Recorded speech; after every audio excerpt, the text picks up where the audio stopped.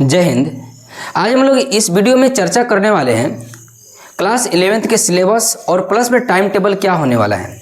तो मनोबल study centre में बहुत सारे बच्चों के रिकमेंडेशन पर, उनके सलाह पर और उनके मांग पर, डिमांड पे इस बैच को लाया जा रहा है, जिसमें खास करके आईएससी जो बैकग्राउंड जिनकी साइंस होने वाला है उनके लिए खास करके है। सबसे पहले नंबर कि ये वीडियो देखिए किसके लिए है और ये सिलेबस जो 2026 में बोर्ड एग्जाम को क्वालिफाई किए होंगे, झारखंड बोर्ड से होंगे, 2026 में बोर्ड को क्वालिफाई किए होंगे, जिनको एग्ज़ाम 2027 में लिखना होगा, उनका लगभग डेट होता है और डेट लगभग 2027 में एग्ज़ाम का होगा, लगभग फरवरी के महीने में होगा ना, फरवरी में किसी तारीख को हो सकता है और एग्ज़ाम लगभग होगा ये चीज़। और सबसे पहले नंबर कि जो 11th का एग्ज़ाम होगा उसका सिर्फ टर्म एक में ही होगा, 2 पाली में नहीं, सिर्फ फर्स्ट टर्म में ही हो जाएगा, 1 टर्म में होगा। पहले नंबर कि हम लोग समझते हैं कि जो टाइप ऑफ एग्ज़ाम होगा, एग्ज़ाम के टाइप क्या होगा, बेस क्या होगा, किस आधार पर परीक्षा को लिया जाएगा, क्या उसमें थ्योरेटिकल होगा या क्या होगा, थ्योरेटिकल होगा या एमसीक्यू होगा या पूरी तरह से उसको लिखने वाला होगा। तो सबसे पहले नंबर इसको बात करते हैं कि टाइप ऑफ एग्ज़ाम क्या है भाई मेरे। तो यहाँ पर ये जो एग्ज़ाम का टाइप होने वाला है वो एमसीक्यू होने वाला है, जो कि 40 मार्क्स का होने वाला है, 40 नंबर का प्रत्येक सब्जेक्ट का ये एग्ज़ाम होने वाला है। और इसमें एक बात और, अगर प्रत्येक विद्यार्थी जो कि आईएससी लिए होंगे, 11th में होंगे, उनको प्रत्येक विद्यार्थी को कम से कम 5 सब्जेक्ट को पढ़ना जरूरी है। ये कंपलसरी विषय है। 5 विषय कौन कौन हो सकते हैं उसमें देखिए, कंपलसरी विषय में कौन कौन होता है सारी चीज़ को चर्चा कर दे रहे हैं। पहले नंबर कि 5 सब्जेक्ट जो होगा वो की कंपलसरी होगा, प्रत्येक विद्यार्थी को 5 विषय का एग्जाम लिखना होगा, वो पढ़ना भी होगा। पहले पर सब्जेक्ट में 40 नंबर का परीक्षा होगा, जो कि 40 नंबर आपको बोर्ड यानी कि सेंटर से लाना होगा। 40 नंबर के सेंटर में परीक्षा होगा, जिसमें से आपको बेहतर स्कोर करना होगा। जो 10 नंबर का जो एग्ज़ाम होगा वो इंटरनल होगा, आपके कॉलेज के थ्रू होगा, ये इंटरनल 10 नंबर का होगा, असेसमेंट के आधार पर इसको दिया जाएगा। इसमें पहली सब्जेक्ट की बात करते हैं, ये फिजिक्स है, जिसमें टोटल 14 चैप्टर हैं। अब इस 14 चैप्टर के जो फिजिक्स है इसे कितने दिन में कवर करना है, ये सारे चीज़ को चर्चा किया जाएगा। और बहुत कम समय बचा हुआ है, यानी कहने का मतलब कि लगभग 6 महीना का टाइम खत्म हो चुका है। 6 से 7 महीना का जो टाइम बचा हुआ है, इस टाइम में ही किस तरह से इसको कवर करना है ये सारे तरीका को बताया जाएगा ना। इसके बाद देखेंगे सब्जेक्ट सेकंड है केमिस्ट्री में अगर टोटल सब्जेक्ट देखेंगे तो टोटल 9 सब्जेक्ट है। और मैथ में इसी तरह से देखिएगा तो टोटल 13 को तुम्हारा चैप्टर है, टोटल 13 चैप्टर है। वैसे ही बायोलॉजी में देखेंगे 19 चैप्टर है। इंग्लिश कोर में देखेंगे तो इंग्लिश में 2 तरह से, एक लिटरेचर आपको पढ़ना होगा और एक ग्रामर के सेक्शन पढ़ना होगा, ये अलग अलग है। इस इंग्लिश में 2 विषय को 2 बुक को पढ़ना पड़ता है। ये सारे चीज़ अब क्लास के दौरान ही बताया जाएगा।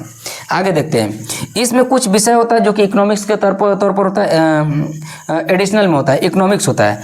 इसमें एडिशनल में किसी को कंप्यूटर साइंस हो गया या किसी को इकोनॉमिक्स हो गया, और प्लस में जो हिंदी होता है ना, ये कंपलसरी सब्जेक्ट होता है। तो 5 सब्जेक्ट आपको समझ में आ गया होगा। पहले नंबर ये तो बायो कंपलसरी है, पढ़ना ही पढ़ना है आपको। देखिए ये फिजिक्स कंपलसरी है, केमिस्ट्री कंपलसरी है ना, और मैथ भी कंपलसरी है। या तो मेन में आप तो मैथ लिए होंगे या तो फिर बायो लिए होंगे, यही 2 सब्जेक्ट मेन होगा और इसी से आपको करना होगा। तो 1, 2 और एक 3। उसके बाद हो गया 4, और उसके बाद या तो CS ले लीजिए या तो फिर हिंदी तो लेना ही लेना है, 5 हो गया, ठीक है। या तो मैथ या तो बायो में से कोई एक सब्जेक्ट को लीजिए, या जिस विद्यार्थी को मन होगा कि नहीं भाई मैथ और बायो दोनों के दोनों लेना है तो वो दोनों लेकर के पढ़ सकते हैं, कोई दिक्कत नहीं है। एडिशनल में या तो आप इकोनॉमिक्स को रख सकते हैं या तो फिर आप CS को रख सकते हैं, कंप्यूटर साइंस को रख सकते हैं। देखिए फ़ायदा क्या होगा, अगर जो विद्यार्थी इकोनॉमिक्स को रखेंगे, आगे चल करके MBA वगैरह करना होगा या बैंकिंग सेक्टर में जाना होगा तो उसके लिए बेहतर इकोनॉमिक्स, कोई झंझट नहीं है। अगर देखिए आज का अगर दौर के हिसाब से देखेंगे, आज का समय के हिसाब से देखेंगे तो CS भी बहुत ज़रूरी है। जिस हिसाब से सारे वर्क डिजिटल होते जा रहे हैं, वैसे कंप्यूटर के बारे में नॉलेज रखना बहुत ही ज़रूरी है। तो ये सारे सब्जेक्ट लगभग मनोबल स्टडी में आपको पूरी तरह से करा दिया जाएगा और अलग अलग टीचर के द्वारा यहाँ से सारा चीज़ को करा दिया जाएगा ना, बशर्ते आपको थोड़ा सा मेहनत करने की ज़रूरत है और टीचर लोग के द्वारा तो किया ही जाएगा। तो आई होप कि ये सारे के सारे सिलेबस और जानकारी समझ में आ गया होगा। अब चर्चा कर लेते हैं इसमें टाइम टेबल के बारे में, टाइम क्या होने वाला है। तो देखिए आपका टाइम क्या होने वाला है, तो ये टाइम आपका 9 से लेकर के लगातार 9 से लेकर के 12 होने वाला है। यानी कहने का मतलब कि 9 से 12, 9 to 12 ना, फर्स्ट टाइम होगा। और सेकंड टाइम की बात कर लेंगे कि उसमें क्या होगा, जो इंग्लिश और हिंदी की बात हो रहा है वो सेकंड टाइम में बात कर लेंगे, ठीक है। पहले क्लास इसको करते हैं। 9 से 12 में क्या होगा, आपको देखिए बायो प्लस फिजिक्स केमिस्ट्री, ये 3 सब्जेक्ट आपको 9 से 12 में सुबह में मिल जाएगा। बायो की जगह पर अगर मैथ होगा तो वो मैथ हो जाएगा ना। तो ये सारे सब्जेक्ट सुबह में 9 से हो सकता है और हो जाएगा ही। तो आप सभी लोग इस ध्यान को रखेंगे, 9 से 12 जो कि AM का समय है, PM नहीं है जी, AM है और 12 PM तक ही चलेगा, ठीक है। तो जो डेट हो रहा है आपका कब, आज तो 13, कल यानी कि 14 जून से, ठीक है।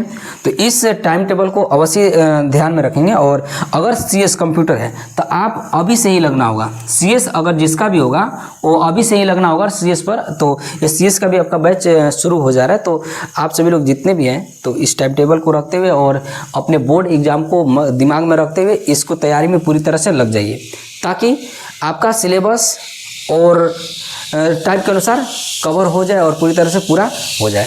आयोग की जानकारी, सारी जानकारी समझ में आ गया होगा। अगर इसके बाद ही समझ में नहीं आया होगा तो आप सभी लोग क्लासरूम में आइए, क्लास में आइए, आपको सारे चीज़ को अच्छी तरह से और बेहतर तरीके से समझा दिया जाएगा। Thank you.